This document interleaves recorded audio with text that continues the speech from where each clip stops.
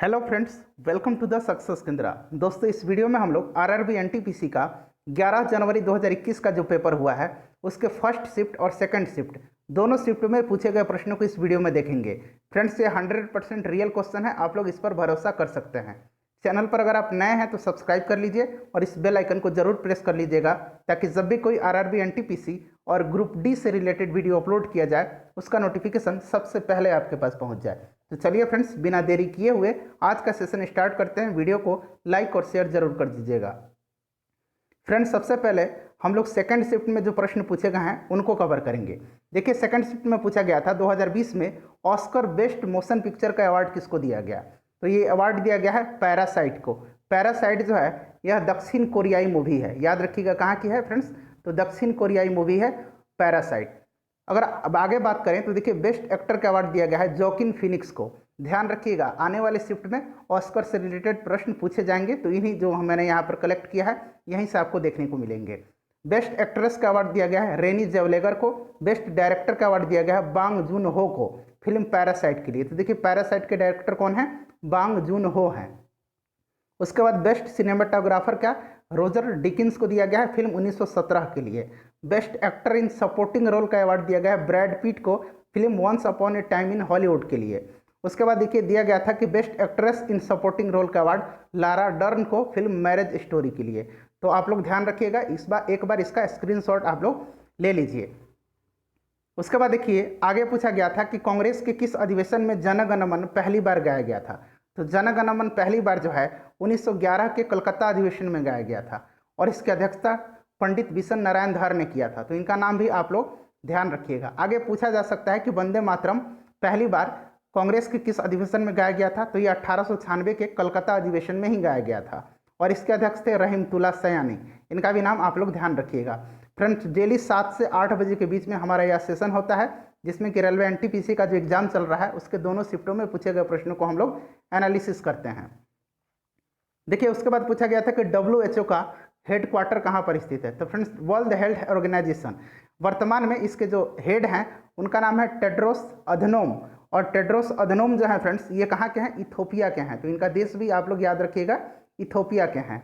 WHO का headquarter जो है जेनेवा में है, जेनेवा स्विट्जरलैंड में है। इसकी स्थापना कब हुई थी, तो 7 अप्रैल 1948 को हुई थी, ध्यान रखिएगा।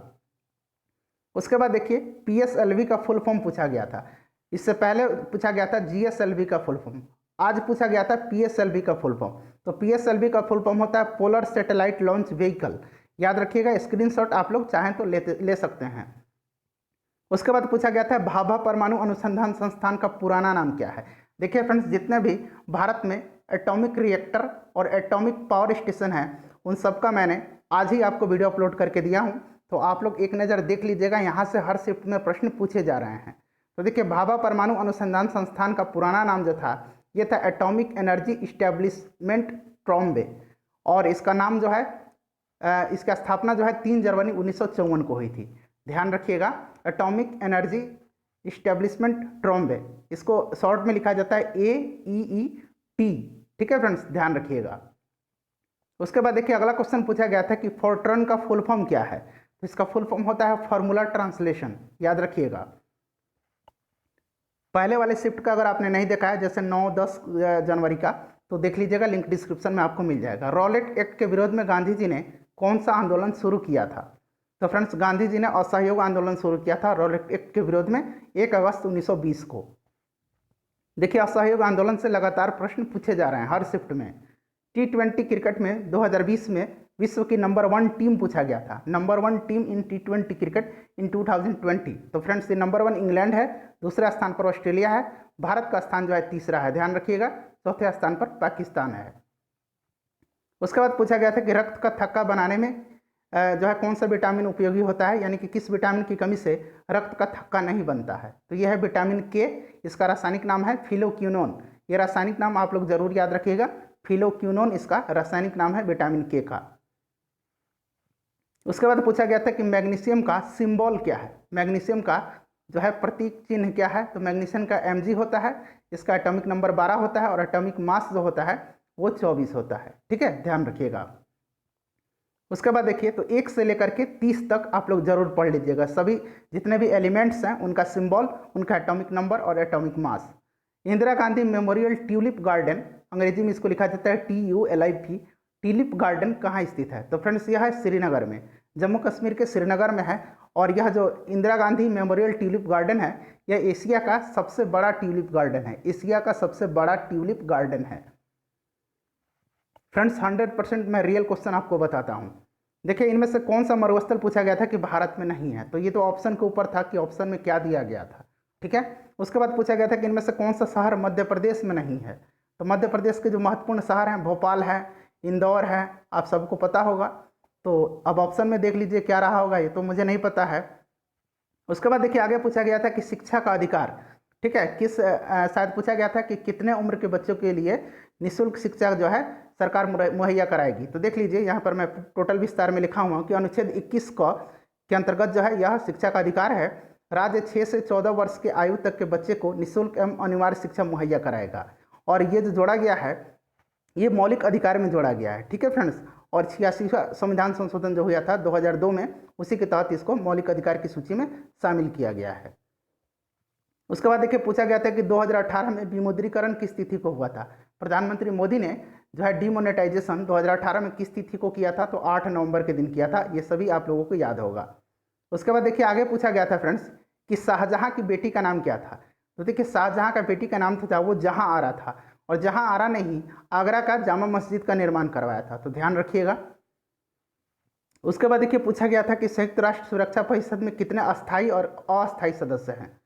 तो सुरक्षा परिषद में जो है 5 अस्थायी हैं और 10 अस्थायी सदस्य हैं। 5 अस्थायी सदस्य में कौन कौन से हैं? रूस है, अमेरिका है, ब्रिटेन है, फ्रांस है और चीन है, ध्यान रखिएगा। नेक्स्ट क्वेश्चन देखिए, पूछा गया था कि द व्हाइट टाइगर नामक पुस्तक के लेखक कौन है? तो द व्हाइट टाइगर के लेखक है अरविंद अडिगा, आप सभी को पता होगा। उसके बाद पूछा गया था कि पहली पंचवर्षीय योजना कब शुरू हुई थी? तो फ्रेंड्स पहली पंचवर्षीय योजना का जो कार्यकाल था वह 1951 से लेकर के 56 के बीच रहा था। तो 1951 में यह शुरू हुई थी और यह हेराल्ड डोमर मॉडल पर आधारित थी। दूसरी पंचवर्षीय योजना जो थी 1956 से 1961 के बीच चली थी और यह जो थी PC महालनोबिस मॉडल पर आधारित थी। अगला क्वेश्चन देखिए, 2005 में किस कंपनी ने कंप्यूटर बनाना बंद कर दिया था? तो फ्रेंड्स ये कंपनी थी IBM। IBM का फुल फॉर्म होता है इंटरनेशनल बिजनेस मशीन्स। IBM का फुल फॉर्म जरूर आप लोग याद रखिएगा, हो सकता है आने वाले शिफ्ट में पूछ लिए जाएं। उसके बाद पूछा गया था कि चाय और कॉफ़ी किस प्रकार की फसल है? तो फ्रेंड्स चाय और कॉफ़ी जो है ये नकदी फसलें हैं, ध्यान रखिएगा। मैं बिल्कुल 1 मिनट भी आपका, 1 मिनट तो बहुत हो गया, 1 सेकंड भी आपका समय जाया मैं नहीं करूँगा। मैं जानता हूँ कि आपका 1-1 मिनट जो है, 1-1 सेकंड जो है वह काफ़ी कीमती है अभी। माई मदर एट 66 पुस्तक के लेखक कौन है? तो फ्रेंड्स माई मदर एट 66 पुस्तक के लेखक हैं कमला दास, याद रखिएगा। आने वाले खास करके ग्रुप डी के जो स्टूडेंट हैं वो लोग ध्यान रखिएगा, इसी तरह का प्रश्न आपके भी एग्जाम में देखने को मिलेंगे। भारत में पर्यावरण के संरक्षण एवं संवर्धन किस अनुच्छेद के अंतर्गत आते हैं? तो ध्यान से सुन लीजिए, अनुच्छेद 48 का यह जो है राज्य की नीति निर्देशक सिद्धांत के अंतर्गत आता है और इसी के तहत पर्यावरण का संरक्षण, संवर्धन और वन एवं वन्य जीव की रक्षा की जो है बात कही गई है। पर्यावरण संरक्षण अधिनियम कब लागू हुआ था? तो 1986 में लागू हुआ था, इसको भी आप लोग ध्यान रखिएगा। उसके बाद देखिए पूछा गया था कि RBI का राष्ट्रीयकरण कब किया गया था? तो फ्रेंड्स RBI का राष्ट्रीयकरण जो है 1 जनवरी 1949 को किया गया था। इसकी स्थापना 1 अप्रैल 1935 को हुई थी और RBI के अभी जो है अध्यक्ष कौन है? RBI के जो गवर्नर हैं वो कौन है? तो RBI के गवर्नर जो है फ्रेंड्स वो है शक्तिकांत दास और ये RBI के 25वें गवर्नर हैं, इनका क्रम भी आप लोग याद रखिएगा। उसके बाद ध्यान दीजिए, अगला क्वेश्चन है कि एशियन गेम 2018 में उद्घाटन समारोह में ध्वजारोहण किस खिलाड़ी ने किया था? या तो उद्घाटन पूछा गया था या फिर समापन समारोह पूछा गया था, ये क्लियर नहीं हो पाया है लेकिन पूछा गया था। तो देखिए अगर उद्घाटन समारोह पूछा गया होगा तो नीरज चोपड़ा ने उद्घाटन समारोह में भारत का ध्वजारोहण किया था और समापन समारोह में रानी रामपाल ने किया था। रानी रामपाल जो है ये भारतीय हॉकी महिला टीम की कप्तान है और नीरज चोपड़ा का संबंध किस खेल से है? तो भाला फेंक से है, ठीक है, ध्यान रखिएगा। और ये जो एशियन गेम्स हुआ था 2018 में कहाँ हुआ था? इंडोनेशिया के पालेमबंग और जकार्ता शहर में। नेक्स्ट क्वेश्चन देखिए, पूछा गया था कि जूनागढ़ का कौन सा उत्पाद प्रसिद्ध है? शायद आम पूछा गया था कि कौन सा आम प्रसिद्ध है, तो जूनागढ़ का जो है केसर आम प्रसिद्ध है, ठीक है। महाराष्ट्र का अल्फांसो आम प्रसिद्ध है, और अल्फांसो आम को तो जीआई टैग भी दिया गया है। उसके बाद देखिए पूछा गया था कि लखनऊ के किस कला को भौगोलिक संकेतक यानी कि जीआई का दर्जा प्रदान किया गया है, जीआई टैग प्रदान किया गया है। तो ये लखनऊ का चिकनकारी जो है इसको जीआई टैग दिया गया है।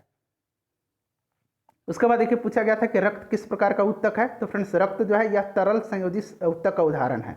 उसके बाद बात करें उपास्थि, तो देखिए उपास्थि भी जो है फ्रेंड्स यह भी जो है संयोजी उत्तक का उदाहरण है। उसके बाद हड्डी जो है यह भी संयोजी उत्तक का उदाहरण है।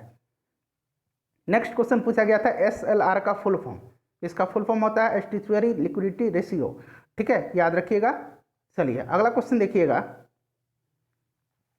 फादर ऑफ माइक्रो इकोनॉमी किसको कहा जाता है।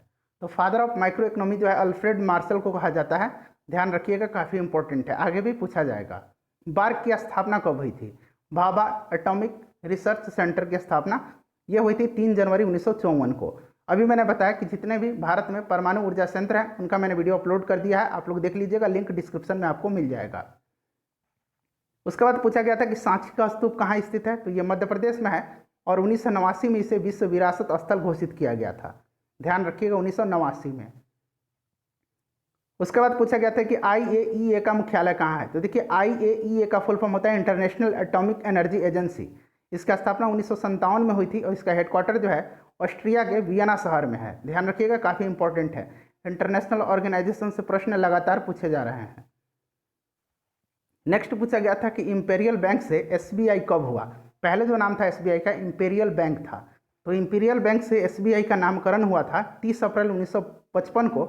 इंपीरियल बैंक का नाम बदल करके स्टेट बैंक ऑफ इंडिया रखा गया, तो ध्यान रखिएगा। उसके बाद पूछा गया था कि लालटेन में तेल का उपयोग किस कारण से, तेल ऊपर किस कारण से चढ़ता है, ठीक है। लालटेन में तेल जो है, लालटेन की बत्ती में ऊपर किस कारण से चढ़ता है, तो आप सभी को पता है केशिकत्व के कारण से। उसके बाद पूछा गया था कि जनरेटर किस सिद्धांत पर कार्य करता है। तो फ्रेंड्स यह माइकल फैराडे के विद्युत चुंबकीय प्रेरण के सिद्धांत पर कार्य करता है। नेक्स्ट क्वेश्चन देखिए पूछा गया था कि पहला गोलमेज सम्मेलन कब हुआ था। तो फ्रेंड्स यह 1930 में हुआ था। दूसरा पूछा जाए तो 1931 में, तीसरा 1932 में, ठीक है। तो ये तीनों ध्यान रखिएगा, 1930, 1931 और 1932 में। और तीनों गोलमेज के समय इंग्लैंड के प्रधानमंत्री कौन था, तो रैमजे मैकडोनाल्ड था, ठीक है। चलिए आगे देखते हैं, भारत रत्न सबसे पहले किसको प्रदान किया गया। तो सबसे पहले 1954 ईस्वी में डॉक्टर सर्वपल्ली राधाकृष्णन को, सी राजगोपालाचारी को और CV रमन को जो है प्रदान किया गया। CV रमन को नोबेल पुरस्कार 1930 में दिया गया, इसको भी आप लोग ध्यान रखिएगा। फ्रेंड्स वीडियो को प्लीज़ लाइक और शेयर कर दीजिए। देखिए कितना एक्स्ट्रा फैक्ट मैं आपके लिए लेकर आया हूँ। देखिए भारतीय सिनेमा का जनक किसको कहा जाता है, तो ये दादा साहब फाल्के को कहा जाता है, आप सभी को पता होगा। उसके बाद पूछा गया था कि इनमें से कौन सी ई-कॉमर्स कंपनी नहीं है। तो ट्विटर था ऑप्शन में, ट्विटर जो है या सोशल मीडिया जो है, या सोशल मीडिया है या ई-कॉमर्स कंपनी नहीं है। अमेजन है, फ्लिपकार्ट है, ये सारे ई-कॉमर्स कंपनी हैं। नेक्स्ट क्वेश्चन देखिए कि नेपाल का राष्ट्रीय पशु क्या है, ये पूछा गया था। तो देखिए अब भारत के पड़ोसी देश के जितने भी राष्ट्रीय चिन्ह है, राष्ट्रीय पशु है, राष्ट्रीय पक्षी है, राष्ट्रीय खेल है, इसका नाम आप लोग जरूर ध्यान रखिएगा। गाय जो है नेपाल का राष्ट्रीय पशु है, पक्षी जो है नेपाल का राष्ट्रीय उसका नाम है हिमालयी मोनल, राष्ट्रीय खेल जो है वो वॉलीबॉल है नेपाल का। अगला क्वेश्चन देखिए पूछा गया था कि प्लासी का युद्ध कब हुआ था। तो फ्रेंड्स प्लासी का युद्ध जो है 23 जून 1757 को नवाब सिराजुद्दौला और रॉबर्ट क्लाइव जो कि अंग्रेज सेना का नेतृत्व किया था, इसी के बीच हुआ था। बक्सर का युद्ध 1764 में हुआ था, इसको भी आप लोग ध्यान रखिएगा। उसके बाद पूछा गया था कि अंतर्राज्यीय परिषद के संबंध में उपबंध किस अनुच्छेद में है। तो देखिए अंतर्राज्यीय परिषद जो है यह केंद्र और राज्यों के बीच समन्वय स्थापित करने के लिए इसकी स्थापना 1990 में की गई थी। और यह जो आता है आर्टिकल 263 में आता है, अंतर्राष्ट्रीय परिषद का जो अध्यक्ष होता है वो भारत के प्रधानमंत्री होते हैं, ध्यान रखिएगा। नेक्स्ट क्वेश्चन पूछा गया था कि ऑस्ट्रेलियन ओपन 2020 के पुरुष एकल का खिताब कौन जीता था। तो पुरुष एकल का नोवाक जोकोविच जो कि सर्बिया के हैं, ध्यान रखिएगा। और महिला एकल का खिताब किसने जीता है, तो सोफिया केनिन, ये कहाँ की हैं, तो ये अमेरिका की हैं, ध्यान रखिएगा, महिला एकल और पुरुष एकल दोनों को। उसके बाद पूछा गया था कि ब्लू माउंटेन के नाम से किस पहाड़ी को जाना जाता है। तो ये नीलगिरी की पहाड़ी को ब्लू माउंटेन के नाम से जाना जाता है। तो फ्रेंड्स ये टोटल 46 क्वेश्चन मुझे मिले हैं, बिल्कुल रियल क्वेश्चन है, जेन्युइन क्वेश्चन है। वीडियो को लाइक और शेयर जरूर कर दीजिएगा। 7 से 8 के बीच हम लोग डेली जो हैं RRB NTPC के जो एग्जाम्स होते हैं उनका एनालिसिस दोनों शिफ्टों का करते हैं। चैनल को सब्सक्राइब कर लीजिए और बेल आइकन को प्रेस कर लीजिएगा। मिलते हैं नेक्स्ट वीडियो में। Thanks for watching.